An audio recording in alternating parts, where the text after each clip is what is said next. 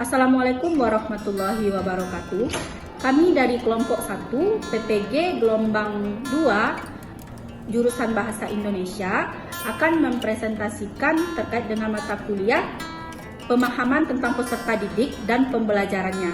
Ini terkait dengan topik 1, teori belajar dan motivasi belajar anak yang terdapat pada ruang kolaborasi.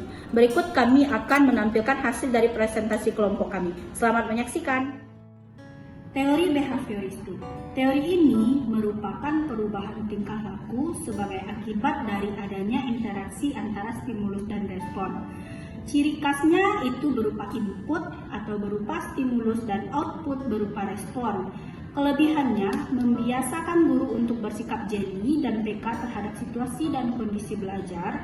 Kemudian guru tidak membiasakan memberikan ceramah sehingga murid dibiasakan belajar mandiri. Kekurangannya, sebuah konsekuensi untuk menyusun bahan pelajaran dalam bentuk yang sudah siap dan tidak setiap pelajaran dapat menggunakan metode ini. Kemudian penerapan. Penerapannya itu yang pertama, guru harus menyusun materi atau bahan ajar secara lengkap, dimulai dari materi sederhana sampai yang kompleks. Kemudian yang kedua, guru lebih banyak memberikan contoh berupa instruksi selama mengajar. Yang ketiga, saat guru melihat ada kesalahan baik pada materi maupun pada peserta didiknya, guru akan segera diperbaiki. Kemudian yang keempat, guru memberikan banyak drilling dan latihan agar terbentuk perilaku atau pembiasaan seperti yang diinginkan. Kemudian yang kelima, evaluasi berdasarkan perilaku yang terlihat. Yang keenam, guru dituntut memiliki kemampuan memberikan penguatan baik dari sisi positif dan negatif. Selanjutnya, teori sosial kognitif.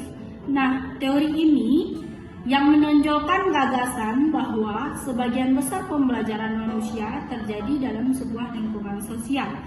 Kelebihannya, teori ini dapat meningkatkan kemampuan peserta didik untuk memecahkan masalah.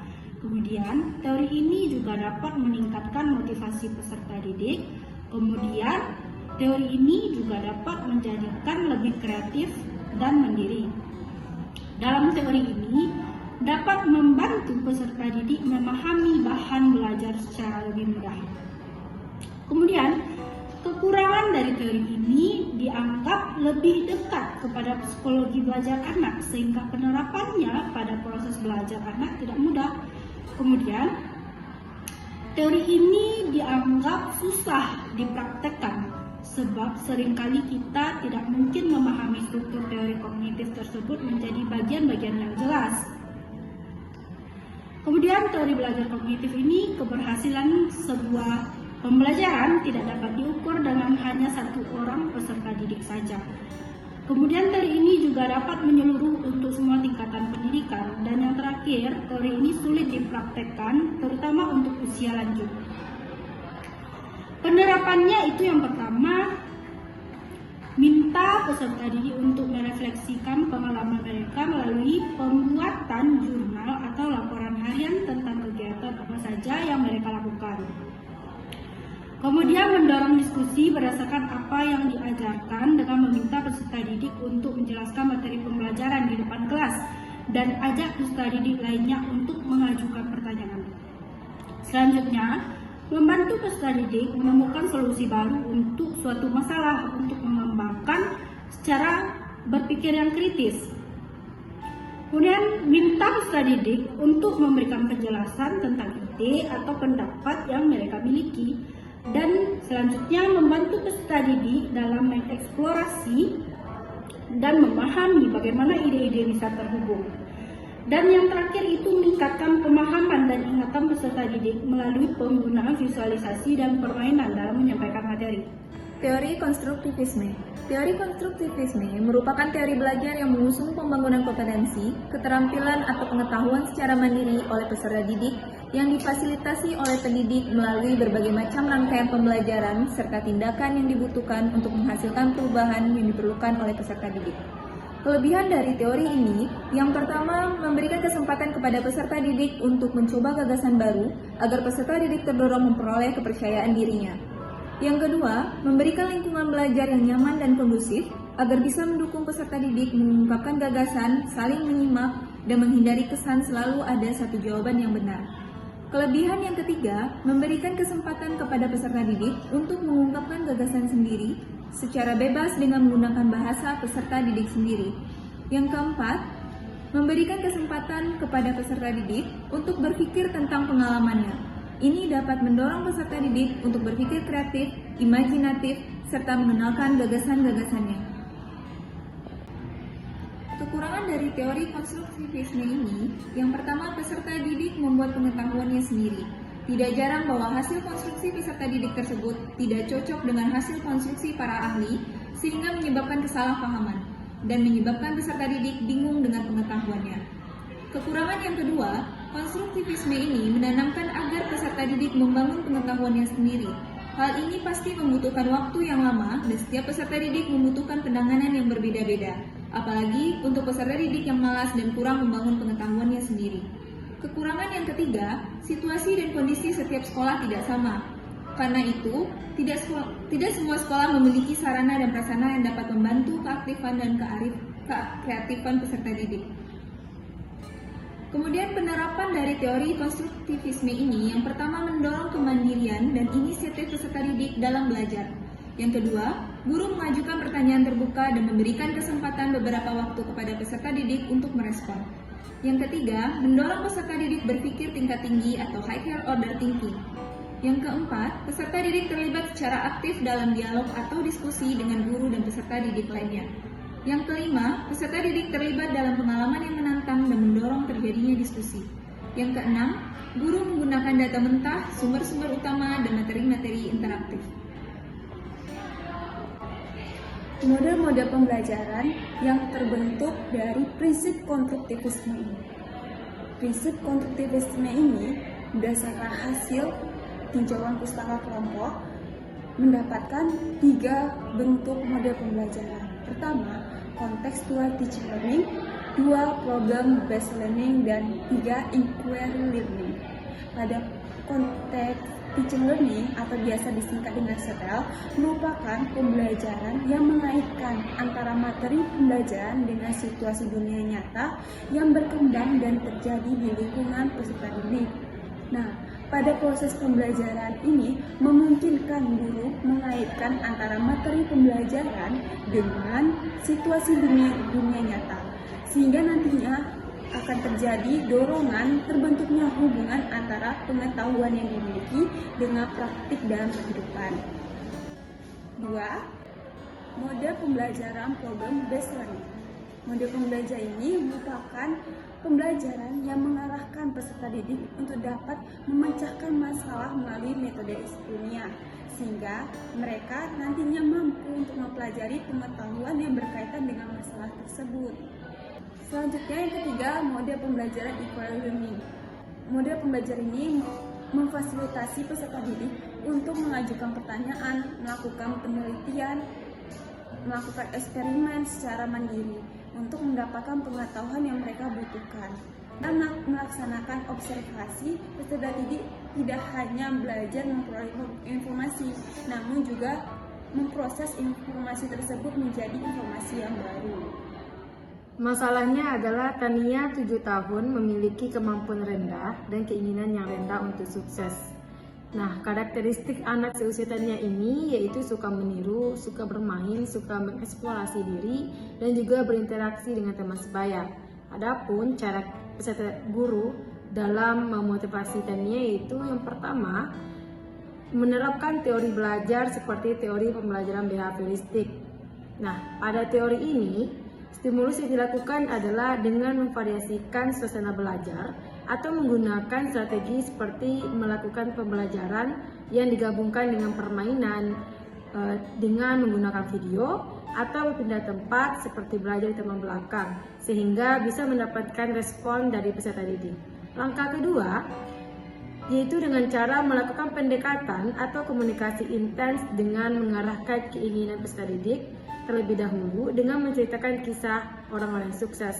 Tentunya anak seusia Tania memiliki cita-cita sehingga Penting bagi seorang guru untuk mengarahkan cita-cita dengan mengetahui apa yang Tania sukai, apa yang disenangi, dan apa yang membuat dia nyaman dengan hal tersebut. Nah, hal ini menjadi kunci bagi guru untuk memotivasi Tania. Jika sudah diketahui kesenangannya, kemudian arahkan Tania untuk memilih cita-cita yang sesuai keinginan dan kesenangannya. Kemudian langkah selanjutnya, membangkitkan rasa ingin tahunya seperti memancing peserta didik atau Tania tadi untuk bertanya, bercerita, memberitahukan ide-idenya yang berkaitan dengan pengetahuan dengan menghubungkan pada minatnya.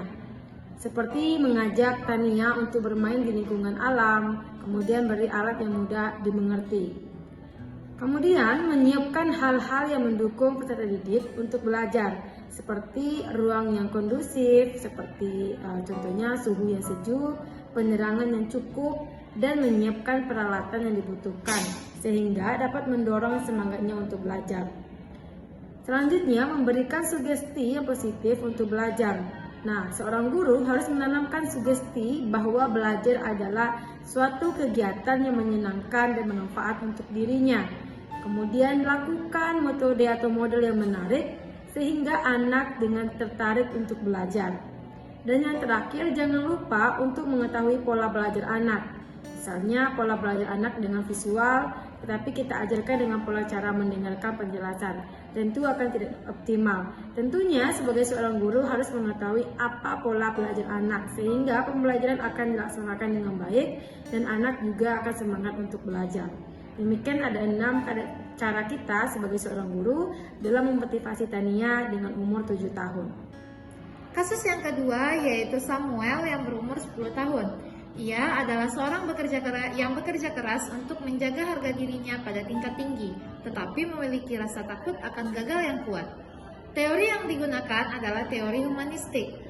Hal ini disebabkan dalam perspektif humanistik menekankan terhadap kapasitas murid untuk mengembangkan dirinya maupun kepribadiannya. Hal ini juga sesuai dengan pandangan bahwa kebutuhan dasar tertentu harus dipuaskan dahulu sebelum memuaskan keutuhan yang tinggi. Sesuai dengan hierarki kebutuhan Maslow, salah satunya adalah harga diri, yaitu menghargai diri sendiri dan aktualisasi diri. Strategi yang dapat dilakukan adalah menciptakan suasana pembelajaran yang menyenangkan. Kegiatan pembelajaran yang berlangsung dapat mengembangkan sense of humor yang berdasarkan pada etika dan tidak memojokkan peserta didik. Strategi yang dilakukan adalah 1. Melakukan kegiatan selingan, salah satunya game atau ice break. Yang kedua, melakukan pembelajaran di luar kelas. Yang ketiga, memberikan materi dan tugas sesuai dengan tingkat kesulitan.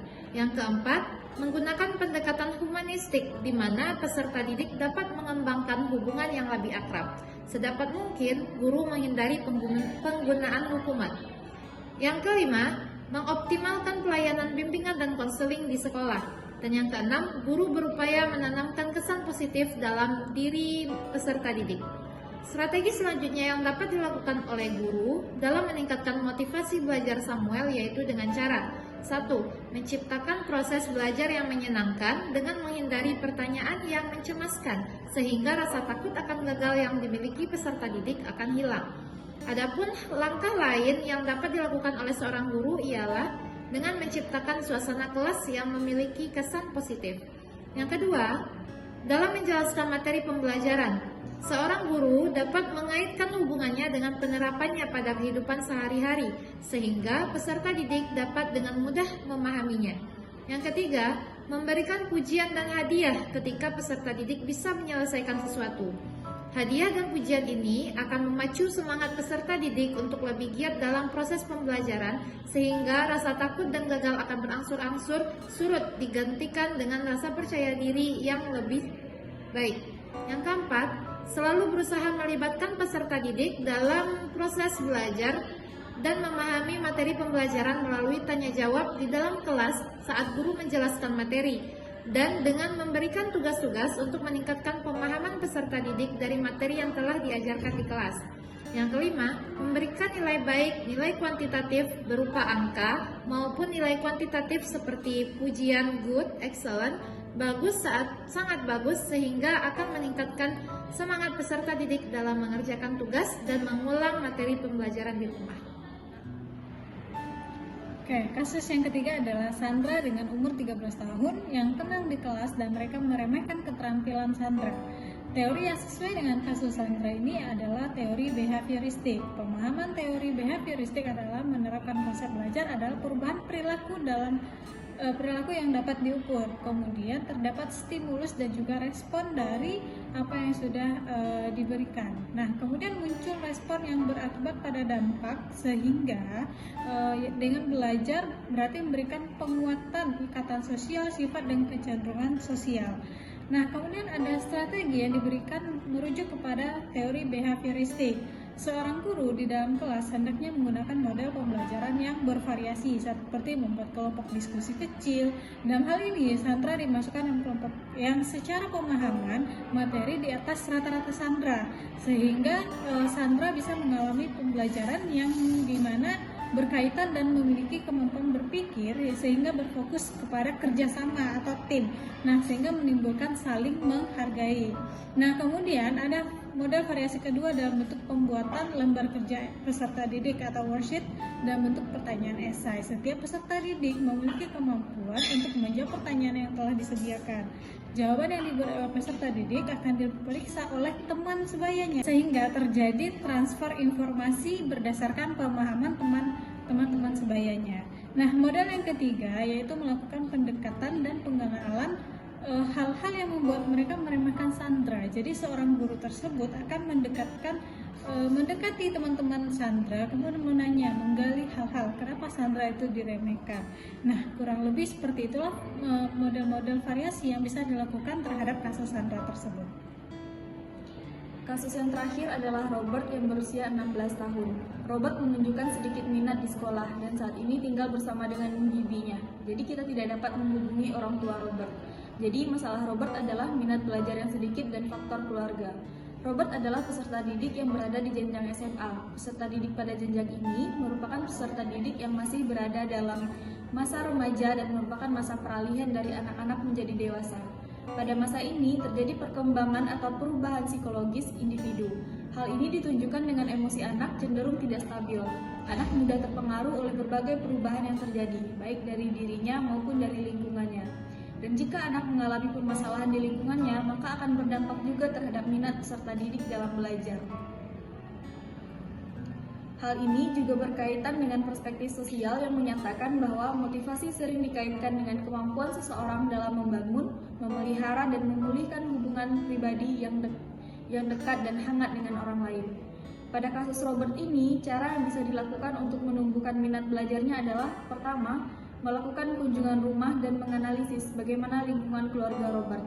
Kemudian bekerja sama dengan keluarga Robert, yaitu bibinya, dalam memotivasi Robert untuk belajar. Kemudian memberikan perhatian lebih karena bisa jadi Robert mengalami broken home dan butuh perhatian dan kasih sayang. Kemudian masuk ke dunia anak untuk membimbingnya. Yang kelima, mengarahkan Robert ke minat dan bakatnya. Dan yang terakhir, mengimplementasikan teori belajar behaviorisme dengan cara selalu memberikan stimulus positif secara berulang sehingga minat belajar Robert menjadi baik. Sekian hasil dari presentasi kelompok kami. Semoga ilmu yang telah kami sampaikan ini bermanfaat untuk teman-teman semua. Terima kasih. Assalamualaikum warahmatullahi wabarakatuh.